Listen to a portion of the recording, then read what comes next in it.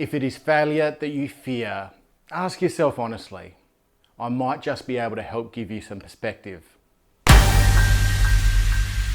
Just lead. If you fear failure, you're unlikely to make the leaps and bounds that you need to make in order to become the great leader that you can potentially become. You'll get stuck in the safe and mundane decisions that are right, but they're not actually putting yourself out there because you fear failure. You fear making the wrong decision. And in doing so, you'll potentially postpone making decisions because you fear that wrong decision. In time-critical situations, delaying a decision can sometimes be just as bad as making a bad decision. So you're better off just making a call. You need to understand that there are positives that come out of failures. Failures can provide some really important lessons in your leadership journey. It can help you make those next steps into becoming that better leader. But in order to learn from your failures, you need to start asking why something went wrong. Debrief with your teammates and those around you and those that were involved in the failure. Perform an investigation, whether that's a formal one or an ad hoc one, to get to the root cause as to why that failure actually occurred. The important question in these scenarios is why. To highlight that fear of failure is not necessarily a good way to operate, I'm going to put myself out there. I'm going to share with you some of my failures that I've experienced through my career and what I've learned from them and the lessons I've put in place from those failures. When I was working in the refinery, we had a really small team. Because it's a 24/7 operation, we had to have on-call managers on the weekends. I was only a lowly engineer, I was at the ground level, but when I put my hand up to say that I wanted to give being on-call manager a go to get that sort of experience, my manager and those around him said, yes, sure, come in. We need some extra bodies to do this work for us and it will be good experience for you. So I trucked along and I only really needed to be in there on Saturday mornings or Sunday mornings to gather the data, to put together some reports, to send out to the other managers around the place to say that, yeah, everything's running pretty smoothly at the refinery. But this one particular Sunday morning, something went wrong. We had a bypassing pressure safety valve. Now, not to get into the technical details of it, but it's a safety valve, and if it's bypassing, it's not doing its function properly. I am from an electrical background, so valves aren't really my specialty. So I had a chat to the experts on the ground floor, the fitters that would be maintaining that equipment, and asked them what they thought we should do. And their immediate response was, if we've got the part, we need to replace it. We can't leave this bypassing, it's unsafe. Okay, I made the call. It seemed pretty obvious to me. I didn't really need to reach out to anyone. I just made that call. Let's go and change it out. Because we had the part in store, all we needed to do was do an isolation, change the part out. Unfortunately, what happened was the valve was in a bit of a tricky situation. So it took longer to get that part out than we had anticipated. And then again, to get the new part back in, it took a lot of fiddling around and some certain things needed to be isolated in order to make this work happen. But we persevered and we pushed through. Unfortunately, in order to do this change out, what we needed to do was isolate the temperature control for the baths in the refinery. I didn't really know a whole lot about the process. I was an electrical engineer. I knew what needed to be turned on when, but I didn't really know the ins and outs of like temperature control and things like that with the refinery baths. So anyway, we pushed on. We got it changed out. It took 36 hours to get this part changed, which is not great at all. But Monday morning, the report goes out, just by the way, this happened. I get the phone call from the production superintendent asking, what the fuck have you done? Sorry for the expletives, but what have you done? He was yelling down the phone at me. What have you done? Why did you turn this off? Why did you isolate? Why didn't you talk to anyone? Why didn't you talk to your manager? See, what happened when the temperature was allowed to drop, that meant the plating process in the refinery started to not go so well. So all the copper that was in those baths was essentially scrapped because it was in the middle of winter and we couldn't get that temperature back up high enough again, quickly enough after the change out process. I can't count, I'm not sure exactly how many hundreds of thousands of dollars I lost the company in that mistake, but it was a lot of money. and the production superintendent certainly wasn't happy with me. When I reflected on this situation, I asked myself the question, what could I have done differently and what could I have done better over that weekend? Well, the first thing is something that's a long-term process. I need to get better at understanding the process. How can you make good process-driven decisions if you don't know the process well? So then I started badgering some of the process people and started to get my knowledge up to scratch in that area. Also, the actual managers are just a phone call away. They'll happily accept a phone call. They know that I'm just an engineer and not a full-time manager, and they'll provide guidance on what I should be doing. And if they don't have the answer, they'll provide guidance on the sort of questions that I should be asking so the right decision is made. And thirdly, don't be that production superintendent. Understand your audience when you're providing feedback. I'm a young engineer, new to this game. Maybe the yelling down the phone is not the correct process for someone like me in that situation. We're back in the refinery and I was on night shift as the lead electrical for a shutdown because I had a series of projects going on during that shutdown. One of those projects was replacing parts in a substation. In order to do that without affecting the rest of the shutdown, we were going to be backfeeding the boards with generators so that the power continued on through the refinery. It was just going to be a quick isolation, plug in the generator, get the generator going, power returns when we de-isolate everything, and everyone's happy. I'd been talking to the production team about it. Everyone knew that there was going to be a timed outage. We were going to be sweet. However, when we turned off these boards, there was a series of isolated pumps and valves that were automatically operated that opened up instantly as soon as we turned off that substation. What this did was dump electrolyte into the sumps below the baths, and it was an absolute nightmare. The production team and the maintenance team needed to get involved to rectify this situation, and it took a long period of time. Effectively, what it did was it extended the shutdown an extra day because the people that were working on the shutdown couldn't do the shutdown activities because of the mistake that we had made when isolating those boards. To put rough dollar values against this, I pushed out the shutdown a day. So that's a day of production that we didn't get because of my decision. And that's millions of dollars that was lost by the company due to my decision. This was a mega mistake. So I asked myself the question, what didn't I do well in this scenario, in this project? Well, I didn't really communicate with production all that well. I didn't give them the details of what was getting turned off and what was going to be isolated due to what I was turning off. Everyone sort of thought it'd be just a blip of the lights and then it'd be back on. Unfortunately, because of this, we dumped all that electrolyte. If I'd talked to the production specialists in detail and told them exactly what was going to be isolated and what was going to be turned off, even for that short period of time, they would have been able to tell me which pumps, which valves, and which tanks were going to dump their load into the sumps below the baths. And then we would have been able to prevent this situation from happening. Also, I should have sat down with more experienced engineers and the electricians within the team to go through that isolation process with them so that they knew exactly what was going on. Because they do so many isolations, they would have had a pretty good idea of what was going to happen when we just switched off a board. This is that part of the video where you like and subscribe because you've liked what I've been doing and you want to see more. Well, there's enough of that. Let's get back to regular programming.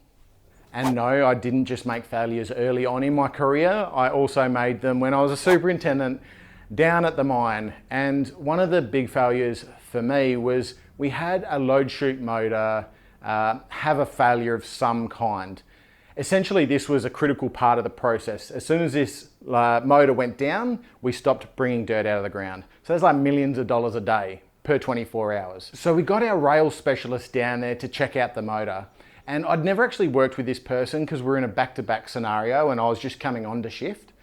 But I had employed him and I knew his credentials and I'd only heard good things. His reputation was great. So he went down and did some testing and found, yep, the motor is down to earth, which means that there's been a winding failure. We need to actually replace that motor and get that motor out to repair down in Adelaide. I was like, okay, I trust you, no worries. I know your reputation. I'm going to believe you. We're going to initiate this change. We didn't actually have any motors in stock, but we were lucky that there was an isolated motor in situ that we were able to take out and replace with that failed motor. But these motors were so big and so large, and the room to get into them was so tiny and cramped, that it was just going to take a long time to get these motors replaced. But we started that work. I left at the end of the day understanding that night shift had it well in hand and they were going to toil away with it throughout night shift, and that we'd get in on Thursday and my normal crew would be able to pick up that work and continue on. We get in Thursday morning and I relay this information to the oncoming shift in the pre-start. And one of the gentlemen, one of the electricians in the team spoke up and he asked a question, essentially, did they test it properly? I got quite offended by this because the people that were testing it, I trusted them based on their reputation. We had good people down there, they did the tests. I'm happy that the tests are fine. I don't want you wasting time testing this motor further. Let's just get in and replace it. Let's just get it done. I didn't really show him the due respect that I should have in that moment. Anyway, he ignored me, which is better for the company because he went down and tested that motor. Turns out that they didn't test it properly the day before, and there was just dirty contacts, and all that needed was a bit of cleanup, some reconnections, and we'll be able to reinstall that motor. Unfortunately, overnight, that motor had been removed, so we're going to have to reinstall that old motor. All said and done, the process took about 36 hours. So for 24 hours costing millions of dollars, you can imagine how much 36 hours is going to cost. So again, I've impacted the business based on my decision making. When that 36 hours could have easily been just 2 or 3 hours if we'd tested right in the first instance. I learned 2 key lessons during this failure. The first being, don't rely on reputation. It's not really enough to rely on when you're dealing with failures of this nature. I had never actually worked with this person and all I had to go on was reputation.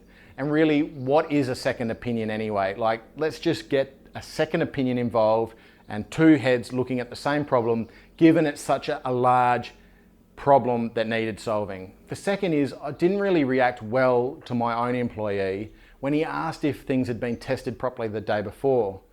He'd earned my respect over time and time again of being the guy to diagnose serious breakdowns and being the guy to fix issues throughout the plant. He was a very experienced electrician and I showed him anything but respect. And what would it have cost us? Like getting him down for a second opinion to retest the motor just to make sure. It would have saved potentially millions of dollars just to do that. We'll go back to the refinery for this last one. It's no surprise that we go back to the refinery. It was my first job off of the graduate program, so I was likely to make most of my mistakes in that first role, but lucky I learnt from them. Now this mistake was actually a really quite a personal one, and the feedback that I took from this mistake I've carried with me to this day, and it's probably the one that has hit me most personally in my working career. So we've got these rectiformers in the refinery and they provide the DC power in order to enable the electrolysis for the refinery baths. Now we always had these issues with these rectiformers ramping up to the appropriate amperage, always constantly having failures. And because of this, I was put on a project to analyze the failure data and put it into a model and just come up with a plan and a strategy to implement to ensure that the maintenance and the reliability of this equipment improves. So I spent an entire year working on this program and getting electricians and supervisors into the room to talk about the failures on these rectiformers. On their side of things, they weren't actually seeing any change. They were still seeing issues. I wasn't out there helping out, and all they saw was me crunching data and taking their information. Eventually, after that year, I was kind of set free from that project, which is potentially the best thing that's happened to me in my career. And I was able to actually go out there and be a part of the breakdowns and work through some of these issues. In this particular breakdown scenario, I went out to the rectiformer and there were a couple of electricians there. And I was able to sort of get in and start asking questions and diagnosing and working through the process. And I was kind of just getting nods and shrugs about, I'd ask them a question have we checked this and this and this? And they'd be like, I don't know. And it was quite cold. And there was something really quite broken in the relationship between me and the electricians that were there on that job. So anyway, I played footy on the weekend and went to the pub after the game. One of the opposition players came up to me. He was an electrician. He was an electrical apprentice at the time in the refinery. He'd had a few beers, so loosened him up a bit, which is the best thing that's ever happened for me. And he said to me that the electricians don't respect me, do not like me, just think that I'm taking their ideas and like badging them as my own. And that really shocked me. I always thought I was someone that credited and acknowledged the people that were responsible for information and ideas, particularly when they're not my own. I never thought I was the kind of person that would steal other people's ideas and badge them as my own. So out of that scenario, what I had to do was essentially change and then step up the way I was operating. And now every time that I'm working with someone, I ensure that every time someone else comes up with an idea, if I'm in a meeting higher with my manager per se, and he says, oh, that's a great idea, Tyler, well done, I'll immediately say, hang on, that was Supervisor A's idea. I'm just relaying the information to you because I think it's a good idea. I really make sure that the credit goes where it is due. And I make that a super priority because of that conversation in the pub with a drunk apprentice. Some of the best feedback that I'd ever got. And thank you for that person if you ever watch this. All up, it's pretty hard to say how much money I've actually lost that company over the journey. But did I lose my job?